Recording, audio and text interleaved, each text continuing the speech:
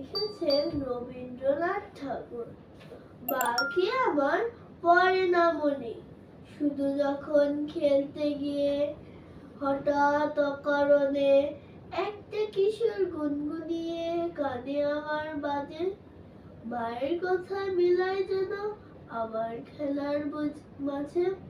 মা বুঝি গান গাইতো আমার দোলনা ঠেলে ঠেলে। মা গিয়েছে যেতে যেতে, গানটি গেছে ফেলে। মাকে আমার পড়ে না মনে, শুধু যখন আশ্বিনেতে ভোরে শিউলি বনে শিশির ভেজা হাওয়া বয়ে ফুলের গন্ধ আসে, তখন কেন মায়ের কথা আমার মনে ভাসে।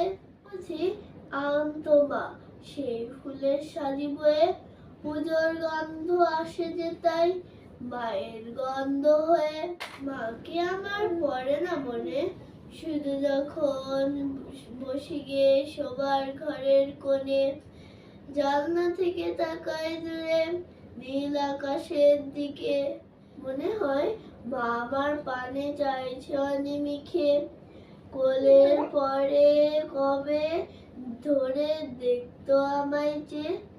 সেই চাউনি রেখে গিয়েছে সারা আকাশ ছেয়ে।